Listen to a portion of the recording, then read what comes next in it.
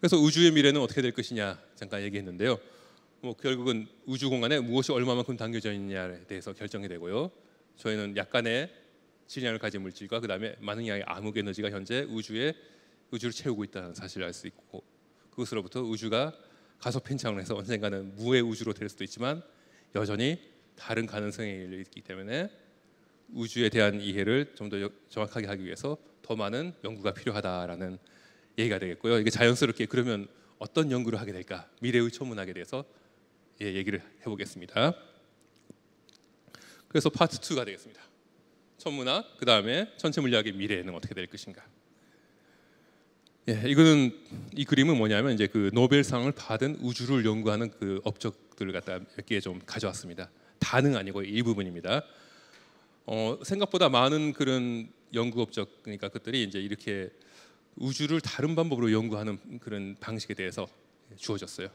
먼저 빛, 그렇죠. 저희들은 가시광선으로 우주를 보지만 많이 사실은 가시광선 말고도 전자기파, 빛은 다른 파장을 가지고 있고 여러 가지 이름을 가지고 있죠.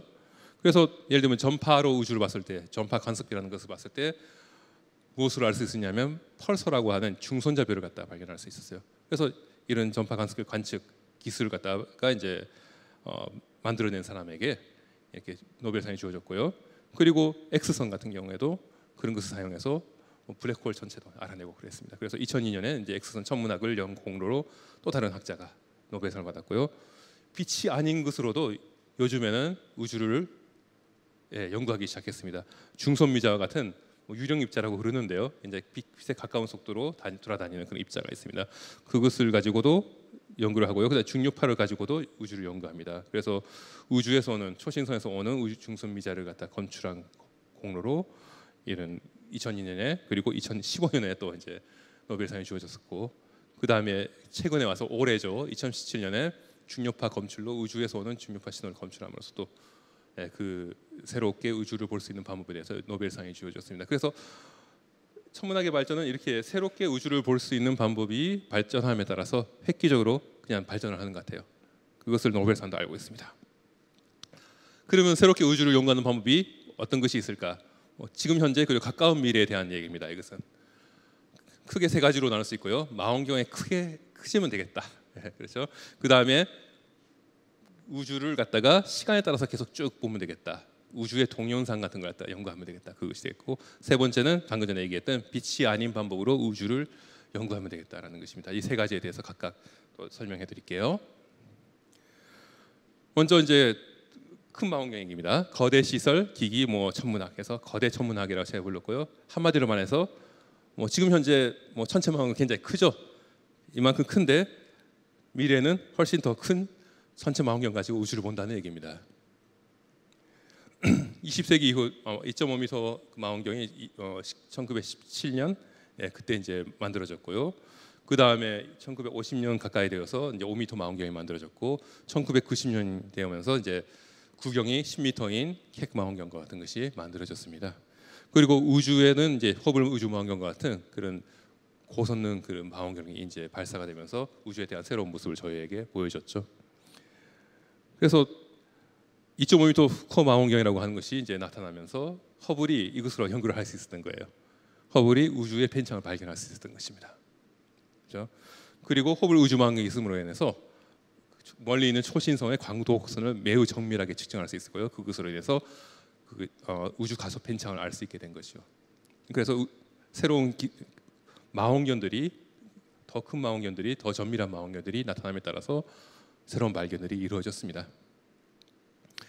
가까운 미래는 어떻게 될까요? 거대 마젤란 망원경이라는 것을 소개해드리고 싶은데, 이것은 한 25m 구경을 가지고 있는 망원경입니다. 아까 캑 망원경 10m 정도라고 했죠. 여기 보면 거울이 7개가 있는데 그 거울 하나하나가 캑 망원경의 거울 크기하고 비슷비슷한 거예요. 예전과 비교할 수 없을 만큼 희미한 천체를 볼 수 있게 될 것입니다. 한 2022년 정도에 가동할 예정이고요. 지금 현재 한국이 미국과 호주와 함께 개발하고 있습니다. 열심히 짓고 있는 그런 망원경이에요. 이것은 이제 제임스 웹 스페이스 텔레스코프라고 하는 또 우주 망원경입니다. 이 방사경의 크기는 약 6.5m가 되고 2.4m의 허블 망원경의 3배 가까운 그런 훨씬 큰 망원경이 되겠고요. 감도도 많이 좋습니다. 이것은 더 가까운 미래에 실현될 거예요. 2018년 말에 발사 예정으로 있습니다. 제가 한 1996년쯤에 우주망원경연구소라는 미국에서 이제 일했었는데 그때 제가 JWST를 준비하기 위한 그런 일을 했었습니다. 그래서 이제 JWST와 같은 큰 우주망원경이 있으면 우주의 모습은 어떻게 될 것인가, 보일 것인가를 갖다 많이 연구를 했었고요. 20년이 흘러서 이제야 발사가 되는 거죠. 예. 이런 거대한 망원경이 있으면 희미한 천체, 멀리 있는 천체까지 볼 수 있기 때문에 우주 빅뱅 후에 최초로 탄생한 최초의 은하라든가 별과 같은 그런 천체를 볼 수 있게 될 거예요. 그래서 우주 천체의 역사를 그 시초까지 이제 볼 수가 있게 되는 것입니다. 다음은 시간에 따른 것인데요. 야동 천문학입니다. 밤야자 동자니까 밤 하늘을 갖다가 동영상으로 찍는다는 얘기니까요. 이렇게 밤 하늘의 모습을 눈을 부릅뜨고 계속 시간에 따라서 관측하는 얘기를 되겠습니다. 그래서 또 다른 창이 이제 시간이라는 것인데 지금까지 보통 천문학은 어느 한 시점에서의 우주의 모습을 사진을 찍었죠. 그렇지만 여기서 보여주는 것 같이 우주는 좀 더 역동적인 모습을 보여주고 있습니다. 이 우주망원경은 스위프트라고 하는 감마선 천체를 보는 우주망원경인데요. 이렇게 이제 번쩍번쩍 빛나는 것은 감마선 폭발 현상이 일어나는 곳을 보여주는 것입니다. 옆에는 2006년 그렇게 돼 있고 계속 이러한 새로운 폭발들이 우주에서 일어나고 있는 거예요. 정적인 우주만 봤다면 볼 수 없는 겁니다. 그래서 우주는 역동적이다 생각보다. 그래서 우주를 시간에 따라서 보게 되면 새로운 사실을 알 수 있을 것이다 라는 것을 쉽게 알 수 있는 그런 그림이 되겠습니다. 음악이 좋네요. 그 감마선 폭발 말고도 이렇게 갑자기 나타나는 천체 초신성이라는 것이 있고요. 1999년에 우리나라 초신성 탐사 옛날 얘기를 조금 하게 되면 이것은 이제 서울대학교 연구진이 이명균 교수님, 박찬범 교수님 그런 분들이 이제 초신성 탐사를 해서 초신성을 발견을 한 그런 그림입니다. 약 한 달 간격으로 사진을 찍어요. 은하들을 갖다가. 그래서 맨 저쪽에 있는 사진에서는 보이지 않았지만 가운데 사진에서 화살표에 보이는 새로운 천체가 나타났잖아요. 그것을 보고 초신성이구나라고 알게 되는 겁니다. 1990년에 이루어진 탐사인데 그때가 사실은 이제 조선시대 때 우리나라에서 많은 천문 관측을 했는데 그때 초신성을 찾은 뒤에 최초의 이제로 찾은 그 초신성이 되겠고요. 1990년만 해도 초신성을 이렇게 찾은 예가 한 200개 정도가 됐어요. 적지 않은 양이지만 그래도 초신성을 찾은 것만 해도 어느 정도 의미 있는 그런 연구 결과였어요. 그런데 그 후로 7년이 지난 2016년에 이르러서는 1년에 발견이 되는 초신성의 숫자가 6,000개로 엄청나게 늘어나게 되는 거예요. 미래에 가면 이것이 수만 개, 수십만 개로 늘어날 겁니다. 그래서 이제는 초신성 발견보다는 다른 방식으로 초신성을 갖다가 연구해야 되는 필요가 생기는 거죠. 그래서 초신성을 갖다 그냥 발견하는 게 아니고 초신성이 폭발하는 모습을 갖다 처음부터 끝까지 계속 따라가면서 초신성의 특성을 제대로 파악하는 것이 더 훨씬 의미 있는 연구가 되었고요. 이것은 저희 연구그룹에서 NGC 244이라고 하는 8천만 관년 떨어져 있는 곳에 있는 은하에서 나타난 초신성의 동영상을 찍었던 그렇게 해서 이제 좋은 연구 결과를 냈던 그런 사진입니다. 여기 동그라미 한 점에서 뭔가 밝은 점이 나타나게 되죠. 그것이 초신성 폭발이 일어난 것입니다. 그래서 점점 그 초신성 빛이 시간에 따라서 사그라드는 것을 볼 수 있고요. 여기서도 조금 있으면 나타납니다. 초신성이 나타났죠. 점점 밝아지는 모습을 보이고 있고요. 그리고 최대 밝기를 좀 유지하다가 점점 그 빛이 사그라지는 모습을 보일 수 있고요. 그리고 쏙 없어지는 모습을 곧 볼 수 있을 것입니다. 그 조그마한 망원경 가지고도 할 수 있었던 그런 연구였고요. 이런 걸 가지고 흥미로운 사실을 알 수가 있는데 예를 들면 제1A형 초신성 아까 그 우주론 연구에 사용되었던 그런 같은 경우에는 어떤 식으로 이제 폭발이 일어나냐면 지금 천문학 교과서나 그런 곳에서 소개된 것은 백색 외성과 그 옆에 적색 거성이라고 하는 큰 별이 있을 때 백색 외성이 적색 거성의 가스를 갖다 급격하게 빨아들이면서 일어나는 폭발이다 그렇게 얘기를 해요. 그런데 다른 가능성도 있습니다. 적색 거성이 아니고 모톤별이 옆에 있어 그런 일이 일어날 수 있다. 아니면 백색 외계선끼리의 충돌로 인해서 일어나는 폭발일 수 있다. 그런 가능성이 있는데 교과서에서는 적색 거성에만 나와 있죠. 저희들이 그렇게 아까 그 초신성의 광도 곡선을 갖다가 시간에 따라서 추적을 하면서 연구한 결과 어떤 결론을 얻느냐면 이것은 아니고 옆에 있는 나머지 두 가능성이 맞다. 특히 모통별이 있는 경우 같다. 그런 연구 결과를 얻을 수 있었어요. 그러니까 우주를 갖다가 초신성을 갖다가 시간에 따라서 저렇게 동영상으로 보게 되면 그 동안에 맞다고 생각했던 그런 사실이 아닌 새로운 사실을 또 알 수 있는 거죠. 이렇게 시간에 따라서 우주를 탐사하는 그런 망원경 중에 이제 대표적인 것이 이제 라지 시놉틱 서베이 텔레스코프라는 LST라는 것이 있습니다. 이것은 아직도 건설 중에 있고요. 2024년에 가동 예정입니다. 망원경 크기는 구경은 8.4m니까 지금 현존하는 제일 큰 망원경 수준밖에 되지 않지만 이 망원경은 어떤 특징이 있냐면 매우 넓은 시야를 가지고 있어요. 얼마나 그 넓은 시야냐면 허블 망원경으로 보는 아까 허블 울트라 딥필드 있었잖아요. 그것을 갖다가 한번 관측하면 5,000개를 볼 수 있을 만큼 넓은 시야를 갖다가 가지고 있습니다. 그래서 계속 우주의 모습을 갖다가 시시각각 굉장히 희미한 천체까지 보이게 찍을 수가 있고요. 넓은 시야를 찍어야 되니까 카메라도 엄청나게 크고요. 320억 화소로의 그런 카메라를 고성능 카메라를 사용합니다. 하루에 15테라바이트 정도의 그 데이터가 나오고요. 보통 컴퓨터에 달려 있는 하드디스크 그 용량이 한 1테라바이트 정도가 되니까 하루에 PC 15대 정도 분량의 데이터가 계속 쏟아져 나오는 거예요. 엄청난 양의 데이터입니다. 그것을 사용해서 이제 암흑 에너지라든가 초신성 그런 연구를 갖다 많이 할 수 있게 되고요. 이렇게 이제 앞으로는 동영상을 찍게 되면 아무래도 프레임 수가 많으니까 데이터 양이 엄청난 거예요. 그래서 데이터를 잘 다룰 수 있는 컴퓨터 기술이 같이 따라가야 되니까요. 미래의 천문학에서는 이렇게 컴퓨터 기술이 많이 이제 접목이 될 것이고요. 지금 현재도 그렇습니다. 이런 시간에 따라 이제 우주가 변하는 모습을 연구하는 사람들은 현재도 나는 컴퓨터 엔지니어가 아닌가 하는 생각을 하면서 이제 연구를 하는 사람들도 있습니다.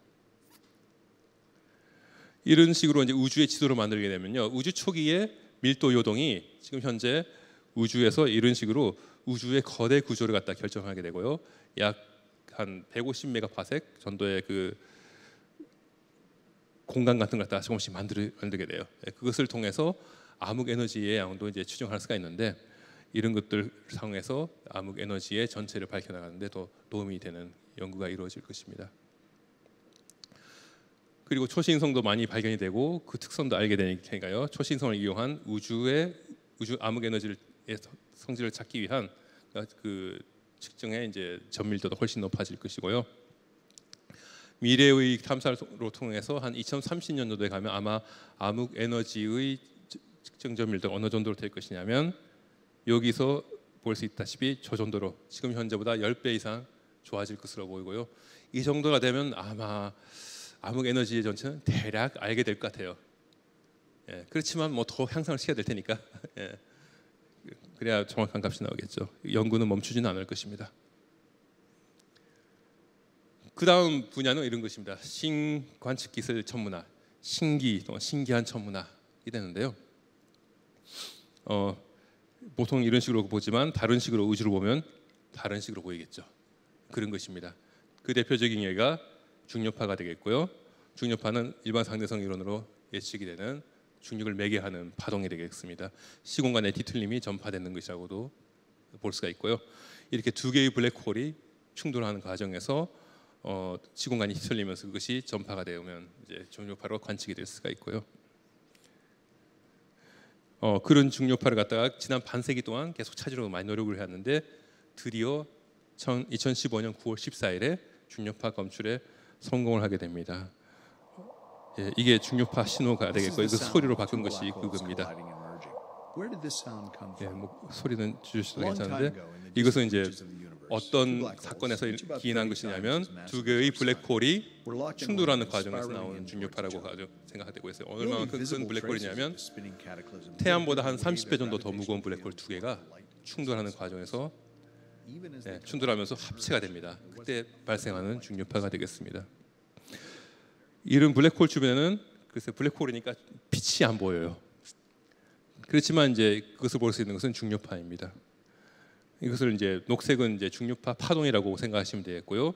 두 개의 검은 블랙홀이 서로 가까이 다가가면서 합치가 되면서 강한 펄스 신호가 나가게 되고요. 그것이 우주 전역에 퍼져나가게 되면서 지구학에까지 도달하게 되죠. 이 중력파 원은 지구로부터 약 13억 광년 떨어진 곳에서 나타났다고 생각되고 있습니다. 그래서 13억 년을 갖다가 계속 날아와서 지구를 통과하게 되고요. 그러면서 지구의 시공간을 약간씩 흔들어 놓습니다. 그 흔들림을 포착을 한 것이죠.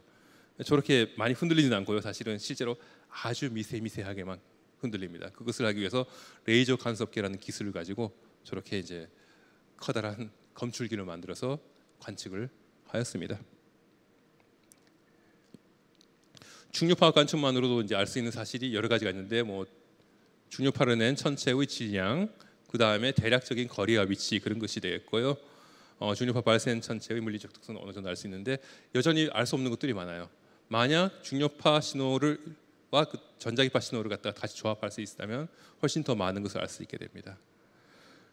지금까지 그렇지만 안타깝게도 지금까지 발견되어 왔던 중력파 그런 천체들은 모두 블랙홀의 충돌이었고, 그런 것에서는 전자기파 신호가 검출이 되지 않았는데요. 유력한 그런 전자기파 신호를 낼 수 있다고 생각되는 그런 천체는 중손자별의 충돌입니다. 중손자별이 두 개가 충돌하는 것이죠. 이런 식으로요. 중손자별은 무거운 별이 폭발하면서 남긴 잔해인데 굉장히 무거운 고밀도의 천체입니다. 굉장히 무겁진 않고 고밀도의 천체입니다. 그것들이 충돌하게 되면 중손자들이 붙어 나가겠죠. 그래서 그것들이 주변에 있는 원소와 융합을 하면서 무거운 원소들을 만들게 됩니다. 금이라든가 티타늄이라든가 우라늄과 같은 원소를 만들게 되고요. 그런 원소 중에서 방사선 동위 원소들이 있으면 그것들이 에너지를 내면서 빛을 내는 킬로노바라는 현상까지 이제 발생하게 돼요.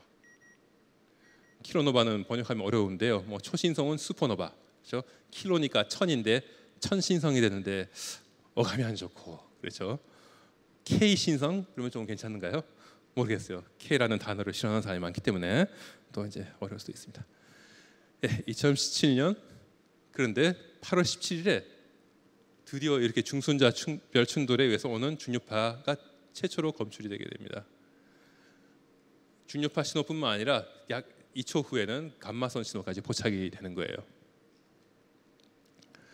그렇지만 중력파 신호와 감마선 신호로부터 알 수 있는 것은 중력파 신호를 낸 것이 대략적으로 저 정도 위치에 있다라는 것밖에 알 수가 없어요. 그렇죠? 그래서 정확하게 어떤 천체에서 오는지를 알 수가 없는 겁니다. 그래서 가시광선으로 이제 그 신호를 포착해야 되는데, 그래서 이제 전 세계 천문학자들이 남반구에 망원경을 가지고 있는 천문학자들이 열심히 찾았어요. 그래서 중력파 신호 발생 11시간 후에 드디어 이제 대운 천체를 찾게 됩니다. 그러면서 정확하게 저기에 있다라는 것을 알게 됐고요. NGC 4993이라고 하는 은하에서 이런 전파 신호가 그 중력파 신호가 왔음을 알게 되었고요. 그 후에 저희 연구그룹에서도 이제 추적 관측을 시작해서 킬로노바 특성을 실제로 가지고 있는 건지, 그 가시광선 신호가 그런 보내는 천체가 킬로노바 특성을 가지고 있는지 연구를 했습니다. 그리고 X선 관측이 이루어져서 이제 중력파 신호 발생 9일 후에 X선에서 이 천체가 발견이 되고요. 그 다음에 16일 후에는 전파에서도 이제 발견이 되죠. 우리나라 추적 관측 같은 경우에는 뭐 그 중력파 신호 발생 약 21시간 후에 호주에서 이제 저희 관측을 시작했고요. 그때 이제 0.43m의 작은 망원경입니다. 이상간 망원경이라는 것으로 이제 관측을 시작했습니다. 그래서 이 중력파를 내는 천체의 신호를 갖다 포착하는 데 성공했고요. 참고로 이상한 망원경은 이제 저희 서울대학교 천문학과를 은퇴하셨던 이상학 교수님이 이제 기부금을 주셔서 만들 수 있었던 그런 이제 망원경입니다. 여러분도 기부금이 있으면 한번 저희한테 주시면 좋은 연구 시설 많이 만들어서 좋은 연구 결과 내겠습니다. 그리고 이제 아무래도 작은 망원경이니까 초기 관측은 괜찮지만 좀 더 이게 킬로노바라는 건 점점 어두워지니까요. 좀 더 큰 망원경으로 추적 관측이 필요하고요. 그래서 한국천문연구원에서 지금 외계 행성 탐사를 원래 위해서 이제 만들어서 지금 가동 중에 있는 KMT-넷이라고 하는 1.6m 망원경을 사용했습니다. 이것은 칠레와 남아공 그다음에 호주 세 군데에 있기 때문에 거의 뭐 돌아가면서 하루 종일 관측을 하는 그럴 수 있는 그런 좋은 망원경이죠. 그것을 가지고 계속 추적 관측을 위해서 저희들이 이제 이 중류파 천체가 내는 빛이 결국은 킬로노바, K 신성과 같은 그런 특성을 가지고 있다는 것을 알 수가 있었습니다. 뭐 저희만 사실 연구한 건 아니고요. 워낙 흥미로운 그런 연구이기 때문에 수많은 사람들이 달라붙었어요. 중력파 천문대 3대, 그 다음에 지상에는 천문대 관측시설 70개, 우주망원경 7개가 동원이 됐고요. 45개국에 3,600명쯤 되는 학자들이 이제 연구를 했어요. 혹자는 이게 뭐 세계 천문학자의 10%, 20% 정도가 된다 그렇게 얘기를 하는데요. 실제로 그런 것 같지는 않아요. 주변 사람들을 보면 그렇지 않아요. 그렇게 해서 이제 많은 연구가 이루어졌었습니다. 그래서 이제 이 GW170817, 그러니까 2017년 8월 17일에 발견했다고 해서 GW는 Gravitational Wave, 중력파의 약자입니다. 그렇게 이제 이 전체를 부르는데 이것을 이 관측을 통해서 이 충돌, 중력파를 통해서 이제 충돌하는 천체들이 중손자 별만한 질량을 가지고 있다는 것을 알 수 있었고요. 그것을 파생하는 예측되어 왔던 그런 물리 현상들을 갖다가 가시광선 관측을 통해서 또 발견할 수 있었기 때문에 중손자별 충돌이라는 현상이 실제로 존재하는 것이구나라는 것을 갖다 알 수 있는 그런 궁극적인 그런 증거를 갖다 댈 수가 있었습니다. 그리고 이제 킬로노바라고 하는 K 신성이라는 것도 사실은 이제야 제대로 최초로 관측이 된 거예요. 그 전에 후보들이 있었지만 긴가민가했는데 그 킬로노바라는 것이 실제로 존재하는 것을 이제 처음으로 알게 됐고요. 중력파를 이용하면 또 우주론도 연구할 수 있어요. 그것을 한번 시도한 첫 사례가 되겠고요. 그리고 이제 중손자별이 충돌되면 무거운 원소를 갖다가 많이 만들어낸다고 했죠. 실제로 금이 어디에서 생겨났냐, 제 결혼 반지인 티타늄 같은 것도 이제 어디서 생겨났느냐, 그것은 지금까지 수수께끼였는데 유력한 그런 후보가 중손자별의 충돌이었습니다. 이번에 중손자별 충돌을 실제로 이제 증명해 보임으로써 존재한다는 것을 증명해 보임으로써 이게 무거운 원소의 기원에 대한 연구도 제대로 이제 더 활발하게 이루어질 수 있을 것 같습니다. 그래서 중력파 관측만으로는 알 수 있었던 사실이 한정적이었는데 다른 전자기파 관측과 결합을 시켜보니 훨씬 많은 사실을 알게 되었고요. 그래서 여러 신호를 갖다가 조합을 해서 하는 다중 신호 천문학이라는 것이 이제 탄생을 하게 됩니다. 이제 새로운 그런 연구 분야가 생겨난 거죠. 그래서 앞으로는 중력파, 그 다음에 가시광선이나 적외선, X선, 감마선을 모두 조합해서 천체 현상을 연구하는 다중 신호 천문학의 시대가 이제는 더 열릴 것입니다. 그것을 통해서 초신성 폭발이나 아니면 중손자별의 충돌, 그다음에 블랙홀과 중손자별의 충돌 같은 그런 극효과에 변하는 천체 형상들을 갖다가 이제 제대로 이해할 수 있을 것으로 보고 있습니다. 약간 좀 빨리 제가 진행한 감이 있는데요. 미래의 중력파 연구는 어떻게 될까요? 지금 중성자별의 충돌까지 봤고요. 그렇지만 아직까지 하지 못하는 일들이 많습니다. 중력파 검출기의 감도도 아직도 낮고요. 더 높일 필요가 있고요. 그리고 중력파가 검출기가 여러 대가 있어야지 중력파를 내는 천체까지의 위치를 갖다가 제대로 측정할 수가 있습니다. 그래서 더 많은 중력파를 그 중력파 검출기를 갖다가 만들려고 하는 이제 노력들이 많이 있고요. 일본과 같은 경우에도 카그라라고 하는 중력파 검출 장치를 조만간 내년쯤에 시험 가동하는 그런 예정으로 있고요. 우리나라에서도 이런 것을 하면 좋을 텐데 사실 그 계획들은 있지만 아직까지 계획들이 있어서 이렇게 열심히 좀 진행해 보려고 지금 하고 있는 중입니다. 그뿐만 아니라 이제 이런 중력파 검출기를 우주에 띄우는 그런 계획도 있습니다. 우주에 띄우면 아무래도 지구는 흔들리잖아요. 오늘도 포항에서 지진이 나서 아마 서울에서 느꼈을 텐데 그런 흔들림이 약간 중력파처럼 검출돼 버릴 수도 있어요. 주요한 중력파 검출을 방해하는 요인 중에 하나입니다. 그렇지만 우주에 중력파 검출기를 갖다 놓게 되면 그런 지구의 흔들림과는 상관없이 중력파를 갖다 연구할 수 있게 되는 거죠.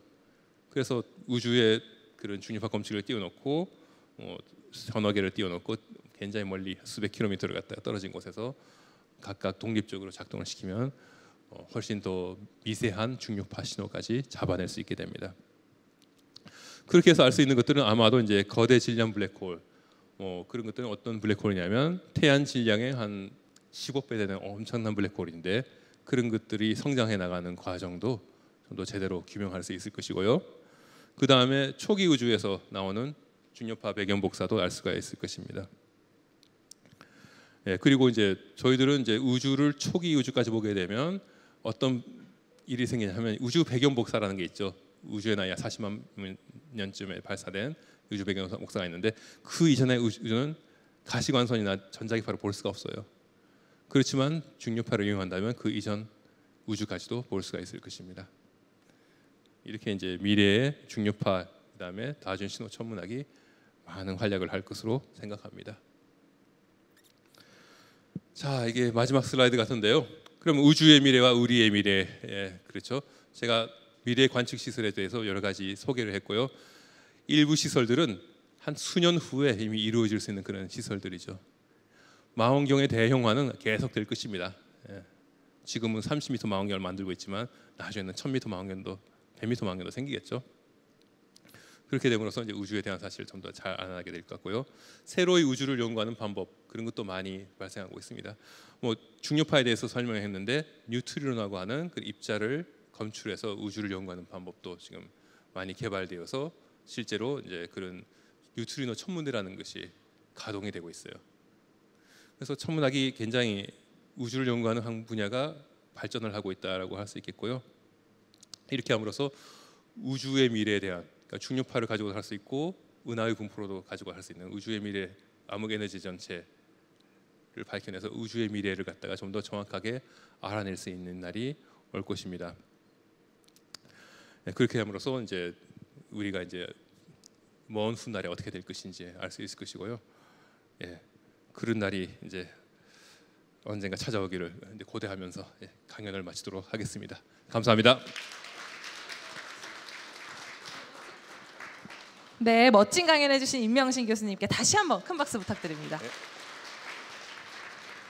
뭐 열기가 후끈합니다. 그만큼 또 관심도 많으신 주제인데 사람들이 관심이 많은 주제다 보니까 질문도 평소에 많이 받으실 것 같아요, 교수님 관련해서. 기억에 남는 질문 같은 게 있을까요? 뭐 여러 가지 질문이 많아서 생각나는 건 잘 없지만 어떤 거는 은하가 충돌하면 우리는 어떻게 되느냐 그런 것을 들어본 적이 있어요. 네. 그럴 때 어떻게 대답을 해주시나요? 뭐 아마도 살아남을 가능성이 많을 것이다라고 생각합니다. 왜냐하면 별과 별 사이의 공간이 굉장히 넓기 때문에 실제로 은하가 충돌을 하더라도 은하끼리 부딪히지만 별끼리 부딪히는 일은 잘 없을 거거든요. 근데 자세히 생각을 해보면 또 그렇게 되지 않을 수도 있는 게 별이 태양계를 스쳐 지나가기만 하더라도 행성의 궤도를 교란시키게 돼버리니까요. 그렇게 되면 또 지구가 이제 살기 어려운 그런 세상으로 바뀔 수도 있는 거죠, 쉽게. 그렇군요. 아주 간단한 질문 하나 여쭤봤는데도 답변이 이렇게 재밌습니다. 더 자세한 질문과 대답은 패널 토의와 질의응답을 통해서 이어가도록 하겠습니다. 그러면 이어서 오늘 패널 토론을 위해 수고해 주실 분들을 모시겠습니다. 먼저 책 중력파의 저자시죠. 국가수리과학연구소 오정근 박사님, 그리고 고등과학원 물리학과 황호성 교수님 박수로 맞이해 주시기 바랍니다.